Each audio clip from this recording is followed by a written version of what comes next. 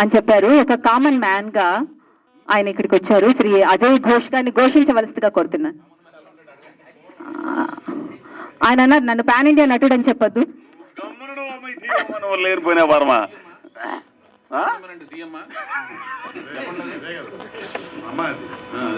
అందరికీ నమస్కారం అండి. పెద్దోళ్ళందరూ ఉండరు.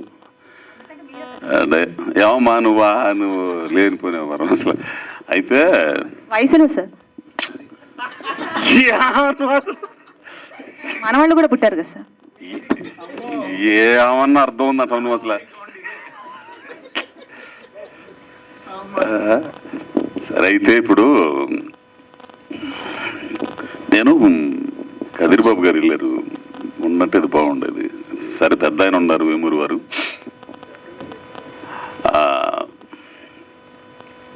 ఎవరన్నా డైరెక్టర్లు వచ్చి నాకు కథ చెబుతున్నప్పుడు నేను అంటా ఉండేవాడిని, ఏమన్నా నీకు సాహిత్యంతో పరిచయం ఉందా అని. అంటే వాళ్ళు అంటారు ఏం చదవలేదండి, చిన్న చిన్న చదివానండి అది ఇది అంటుంటారు. ఒక స్వామి పుస్తకాలు చదువుంటారు, స్వామి పుస్తకాలు చదివితే భలేగా ఉంటుంది, మంచి జ్ఞానం అవుతుంది, మీరు చూసే దృక్కోణం మారిద్ది, సమాజాన్ని కానీ మనుషుల్ని కానీ ఈ ఆలోచన ధోరణి మారిద్ది. ఏవో 4 కొరియన్ సినిమాలు అవి చూసేసి ఏవో కథలు అల్లుకొని రావడం కాదు అని అంటూ ఉండేవాడిని.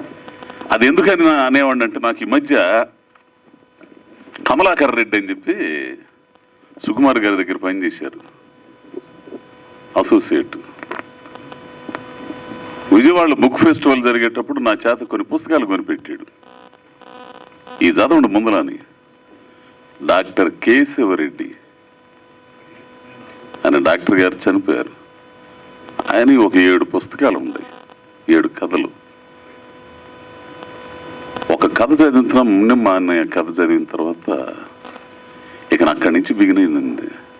ఆ పుస్తకాలన్నీ చదువుతుంటే అతడు అడవిని జయించాడు, చివరి గుడిసె, మునమ్మ, ఇవన్నీ చదువుతుంటే కూడా అమ్మ పడవ ఏంద్ర స్వామి. నాకింత ముందు చదివేవాడిని పుస్తకాలు. ఆ తర్వాత ఈ జీవిత పోరాటంలో ఎన్నో అన్ని మర్చిపోయాను.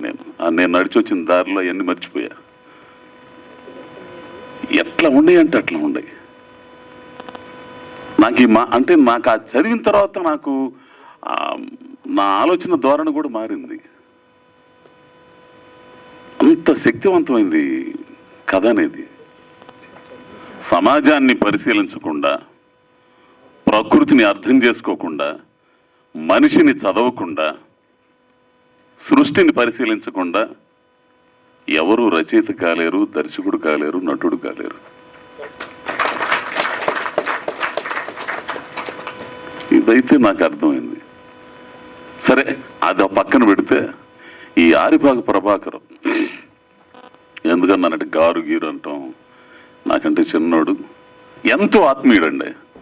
ఇతనితో నేను కలిసి అంటే కొద్ది మందితోనే కలుస్తా. నేను హైదరాబాద్లో నాకు పరిచయం ఉన్న వాళ్ళు కొద్ది మందే కలుస్తా.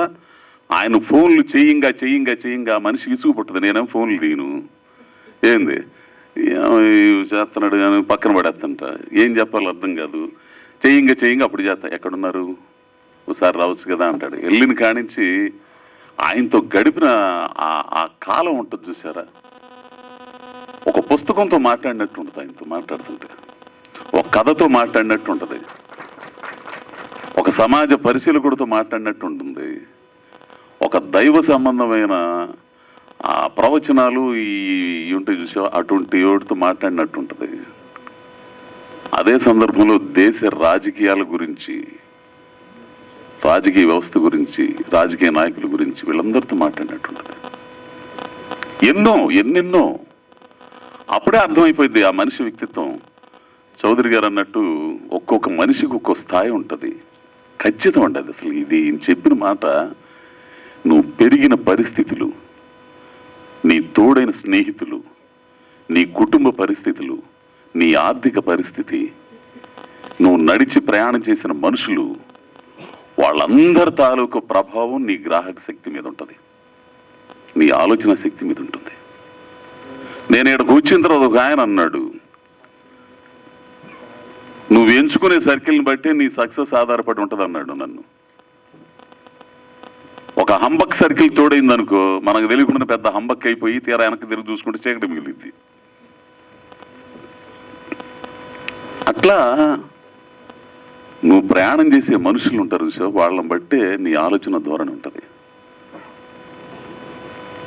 ఈ మనిషితో నేను ప్రయాణం చేస్తున్నప్పుడు ఆయనతో మాట్లాడినప్పుడు చాలా అనుకుంటా, చదవాలా మనం కూడా మాట్లాడ అనుకుంటా. కానీ అక్కడి నుంచి వచ్చేసిన తర్వాత నా ఈ బాధలు ఇవన్నీ ఉంటాయి, ఇక షూటింగ్లు ఈ సమస్యలు ఇవన్నీ ఎందుకు పెళ్లి చేసుకున్నారు లేనిపోయిన జాతర ఇవన్నీ ఉండేవి. అసలు ఆడో చోట ఇది అయిపోయేవాడు హ్యాపీగా అనుకొని. తర్వాత రమణ మహర్షి పరిచయం అయిన తర్వాత అసలు అవన్నీ పోయినాయి అనుకో. నిజంగా ఒక రచయిత స్థాయిని బట్టి ఆ కథలన్నీ ఉంటాయి, ఆయన ఆలోచించే ధోరణి బట్టి. కదిరిబాబు గారు అన్నట్టు ఆయన ఒక రచయిత కుటుంబంలో పుట్టాడు. సూరిబాబు గారు అబ్బాయి, ఆయన ప్రముఖ జర్నలిస్టు. ఈయన నడిచి వచ్చిన దారి కూడా జర్నలిస్టు, కథకుడు, నాటిక రచయిత, ఇంకా పాటగాడు, చాలా చాలా ఉండే ఆయనలో. పైగా అందగాడు. ఏంది అందుకే ఆయన తోడుకు పెళ్లి చేసుకోలే.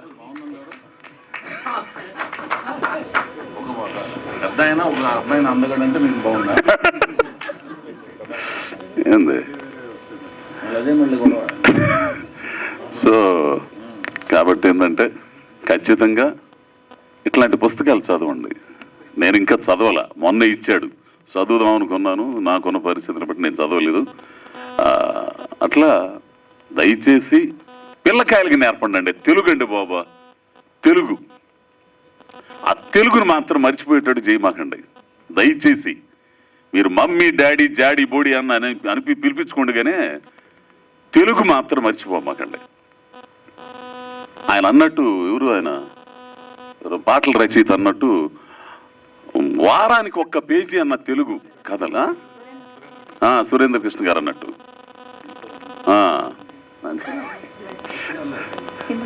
కాబట్టి తెలుగు చదవటం నేర్పోతే ఎప్పుడు చూసినా ఈ బొచ్చే అయిపోతుంది. ఈ బొచ్చులోనే చదువుతున్నారు ఈ మధ్య, కళ్ళు దొబ్బుతున్నాయి. ఏంది సార్, వేరే పదం మార్చండి సార్ దానికి. ఇవాళ నుంచి మీరు common man sir, RK Laxman common man. Common man కాబట్టి బొచ్చి అంటున్నా. వద్దు సార్, వేరేది లేనిపోయిన వ్యవహారం అన్ని పెట్టేస్తారు సార్. వేరే కథలు కూడా దాంట్లోనే చదువుతున్నారు. పుస్తకం మెయిన్ పుస్తకం కదా.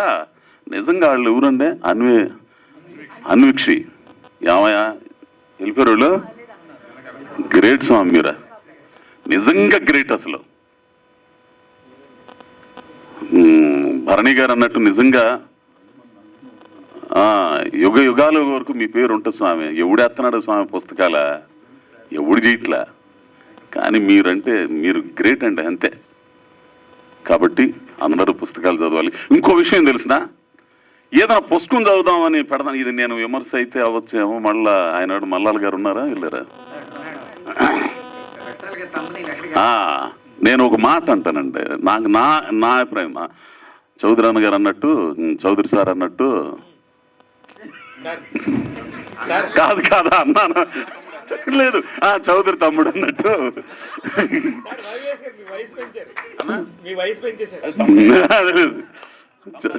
లేదు ఇప్పుడు ఏదైనా పుస్తకం చదువుదామని చదువుతుంటే ముందు మాట ఒకటి ఉంటుంది. ఓ ప్రముఖుల చేత రాయించుతుంటారు. రాసిన ఎవరెవరని కింద చూస్తాం పేరు. ఈయన గురించి అబ్బోడి అమ్మ ఈయనైతే బాగా చెప్తా, ఈయన రాశాడంటే బాగుంటుంది అనుకుంటాడు.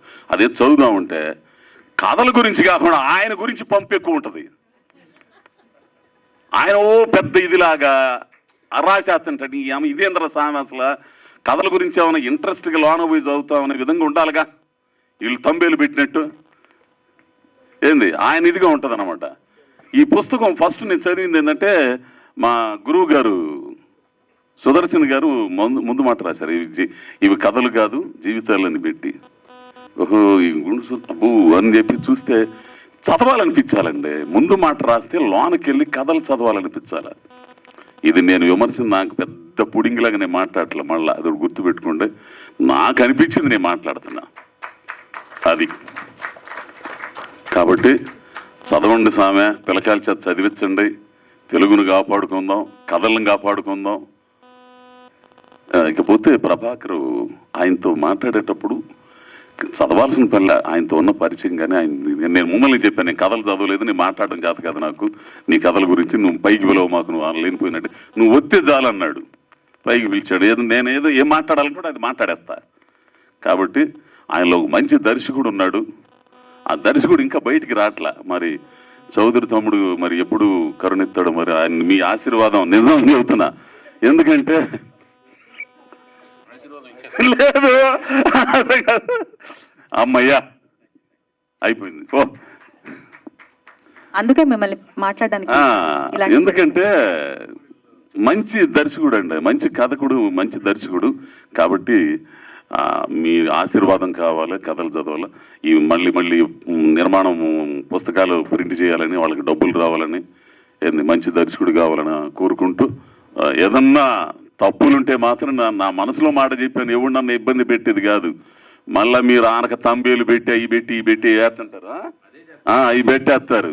సరే మీ ఇష్టం పెట్టుకోండి. ఏంది నేను ఉన్నది ఉన్నట్టు చెప్పా, నా అభిప్రాయం చెప్పా. కాబట్టి మీ ఆశీర్వచనాలు వీళ్ళకి కావాలని కోరుకుంటూ నమస్కారం. మీరు మాటికి గుర్తు చేసి మరీ చేస్తున్నారు. వాళ్ళు మర్చిపోయారు యాక్చువల్లీ తమ్నైల్ పెట్టకూడదని. మీరు ఇన్నిసార్లు తమ్నైల్ అంటే పెడుతున్నారు. ఒక రచనకి ముందు మాట రాయాలంటే